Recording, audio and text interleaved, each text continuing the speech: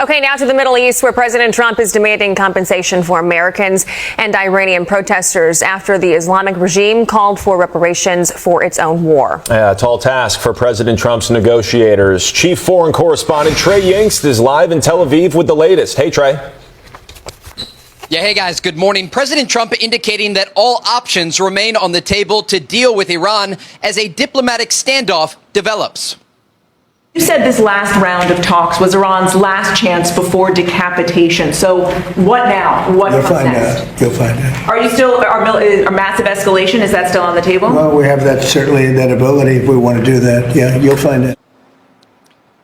Late Monday, the president responded to Iranian demands that compensation be paid in order to reopen the Strait of Hormuz. President Trump posted to Truth Social in part, but it is an interesting idea because now I am likewise demanding compensation from Iran for all of the people that they have killed and gravely wounded with their roadside bombs and many conflicts for which they are famous, as led initially by General Soleimani, including the families of those killed on the USS Cole and thousands of others killed in combat. Now, he said the families of killed protesters should also be compensated. The remarks do come as questions loom about the possibility of a diplomatic solution to reopen the strait. Currently, the U.S. naval blockade remains in effect, costing the regime hundreds of millions of dollars each day. Still, the Iranians remain defiant as technical talks continue with Oman.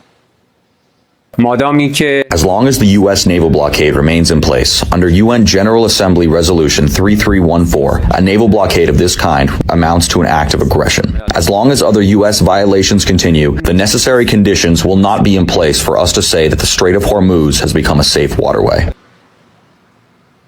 Here in Israel, the military remains on high alert with uncertain days ahead. Guys? All right, Trey Yingst in Tel Aviv. Trey, thank you very much. Let's bring in the former Deputy National Security Advisor and Heritage Foundation VP of National Security, Victoria Coates. Victoria, thank you for joining the program.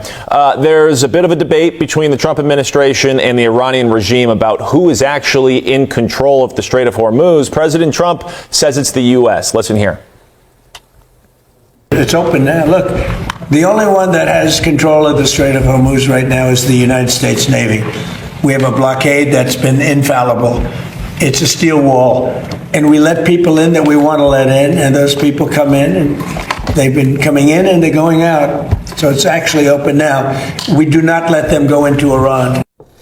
So right now, the economic consequences are building really for both countries. Of course, it's much, much worse for Iran. It's a game really of who's going to blink first. Is there any reason to think that Iran will blink first?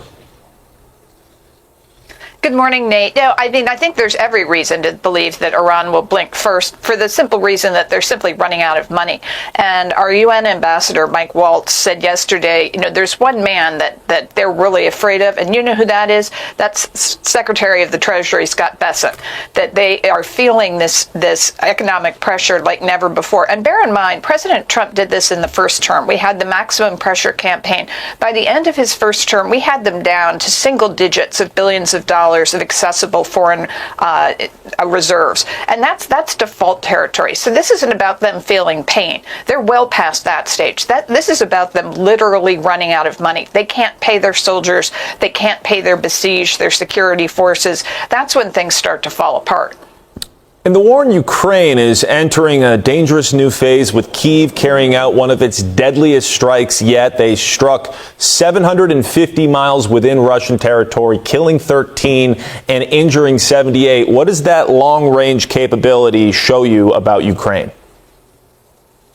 No, it's really a remarkable achievement on the part of Ukraine to have these long-range attack drones that they can now use well into Russian territory. And so they are responding to Russia's attacks on civilians in Ukraine, which are horrendous. But they're not just going to take that anymore. They're going to attack back. And bear in mind, we also have a very dangerous escalation in reports that President Zelensky was talking about yesterday that some 50,000 North Korean troops are going to be deployed to Russian soil. So this kind of collaboration between Russia and North Korea is itself escalating, indicating Russia may be running out of people. They need help even